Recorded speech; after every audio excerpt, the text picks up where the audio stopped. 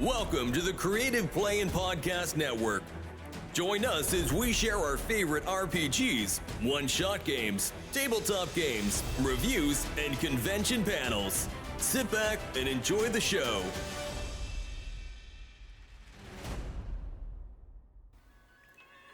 Hi, this is Kelly, aka Trixie from Ragnarok and Roll, assigned to Ragnarok Story, and Tilda Wimblewick from D&D Journey of the 5th Edition. First off, I would just like to say thank you to everyone for listening to our varied adventures, as well as for rating us on iTunes and RPGpodcast.com. If you haven't rated us yet, we would greatly appreciate it if you could.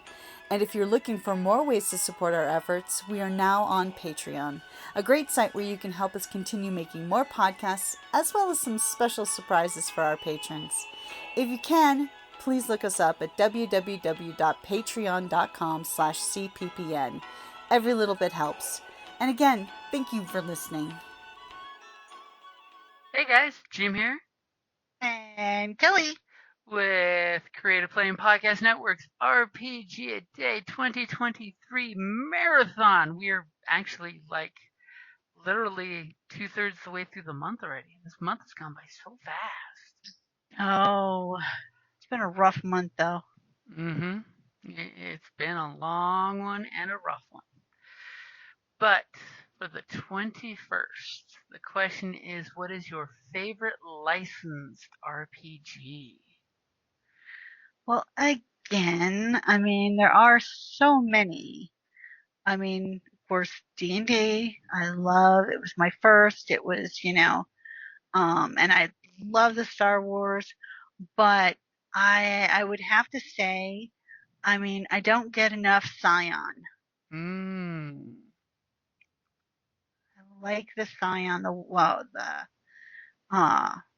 White Wolf game that you play a child of a god.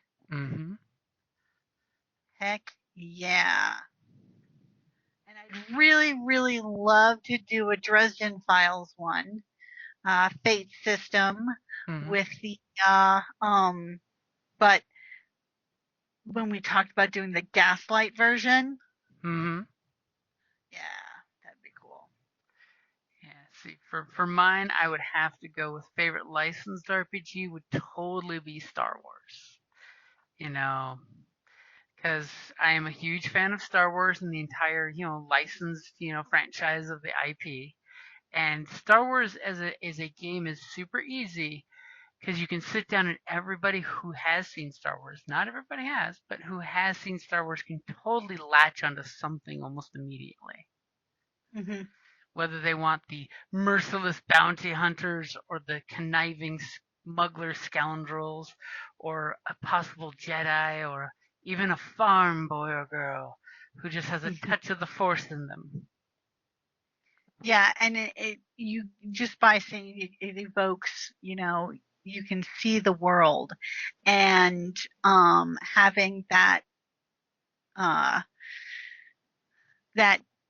world available to you makes it easier for you to immerse yourself or picture the role-playing one in your mind, for especially, if you're learning a new game, a new system, having those references gives you a bit more of a little more meat to hook into. Framework. Yeah, like a framework that makes it easier to delve right in. Because it just, comes out really nice and handy with the whole, when you describe special effects that you've seen on camera, it makes it easier to visualize and think about it. We all know when you wave your hand around like you're holding a flashlight and you go vroom, vroom, vroom, they know exactly what you're talking about. I used to have an app that did it, and then it was no longer licensed, so I couldn't do it anymore. But it replicated the sound of the lightsaber perfectly, and like when you moved your phone a certain way, it would do the, and you could make the lightsaber whatever color you wanted. You play with it. I had an orange one. You could pick any color you want. And you could put like a picture in, so like say of your Jedi kind of thing into the app, Mm-hmm. It was just a picture. And I had taken a screenshot of one of my characters in Outlands Mm-hmm. from World of Warcraft. But I positioned it in such a way you got to see the really cool, like, skies and planets and stuff, the moons, uh, with the headshot. It was cool. It was really, really cool. And that's what I used in the app. And Totally makes a great backdrop. And when I would play Star Wars, we would do that, and I had this sound effects app as well. And I would use it, and it had blaster fires, and it had Hut laughing. It had, it's like, it had C-3PO saying, "We're doomed," It had use the Force, that type of thing. And when we first started playing the Star Wars, I would use it. Of course, that app, also is not licensed, and they got rid of it. But it was so cool. It was so. Yeah, it even had the Wookiee roar, and did it have a lizard monkey laugh? I thought it did.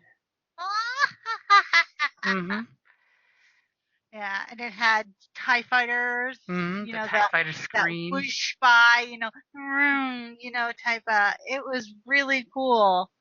I really, really, really liked the app. Mm-hmm. I still technically have it on my phone. It just won't work. But I just don't have the heart to delete it. I know. So many good apps that over the ages have lost their license, or the license has been sold to a certain Mickey Mouse. Yeah, that's true.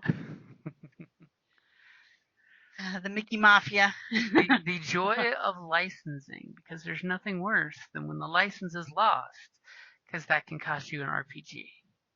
As I will totally point out, Genesis with Android Shadow of the Beanstalk, they lost the license to Netrunner back to Wizards of the Coast. So technically the RPG is now defunct, even though a lot of people have made stuff on DriveThru RPG, because it is still technically open license to use as long as you accredit everybody. Oh. But the Edge Studios can't come up with anything new for it, but people under the open gaming license for Final Fantasy games can totally still come up with stuff. Which they totally are. There's a couple cool Ghost in the Machine style upgrades where you can now have full conversion cyborgs, which is something the original game you can only have a guy with one or two pieces of cybernetics. And it's like, that's not very cyberpunk. I know, right? Then with the expansion, they're like, yeah, you're going to be a total bod replacement.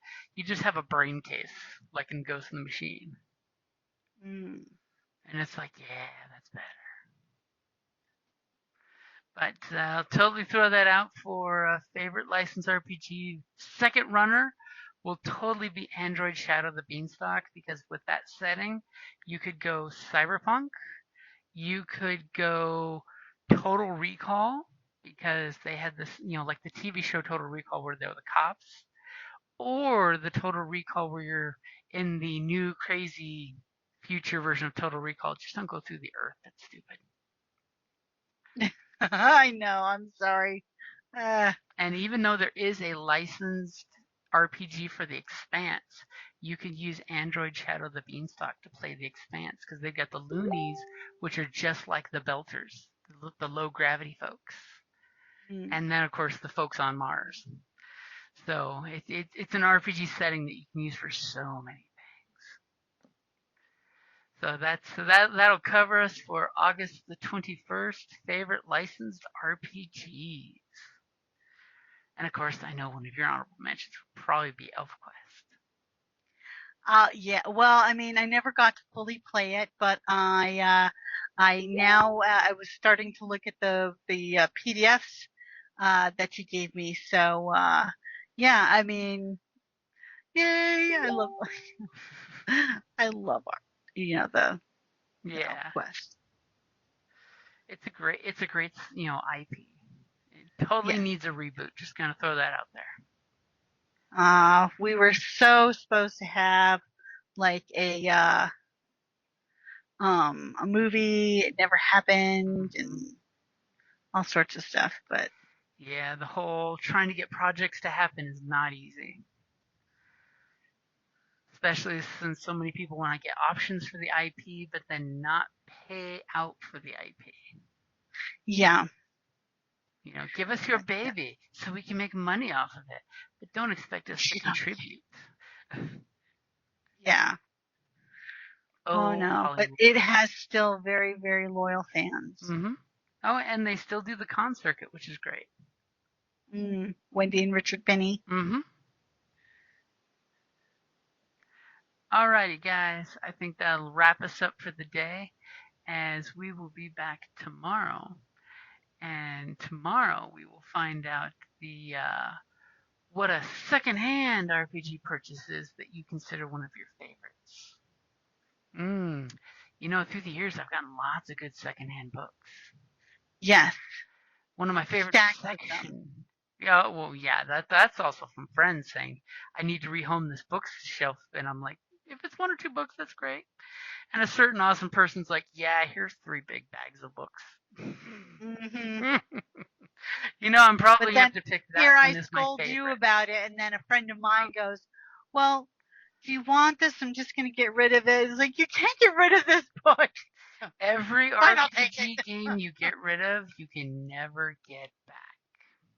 Nope. Especially in this modern day and age, the secondhand market has actually exploded, like places with bookmans where they actually look to see what the current market value is versus the half price for the book. So always go to your brick and mortar stores and check out their used book section, because if they're rehoming books, you can usually get really good deals. Mm-hmm. And of course, there is the always pie in sky, the Goodwill. Actually, I have run into some good books at and then you're like, whoa, hey. I totally got a story about that for tomorrow. Okay. You have to be back tomorrow. Alrighty, guys. Thank you for listening. I hope you're having a fantastic #RPGaDay 2023. I've been basically watching a ton on YouTube and a few other places this last week. And it's nice to get to follow up with everybody else's RPGaDay finally. Because, it's actually triggering on the algorithms and coming up. So that's great. Oh, good. So we will talk to you guys later. Have a great night. Bye. Thank you for listening to the Creative Play Podcast Network. If you enjoyed our show, please check out D&D Journey of the 5th Edition and Ragnarok Enroll a Scion Hero to Ragnarok Story. Also, check out our Patreon page for more content and behind-the-scenes things, as well as joining us for a one-shot game or two.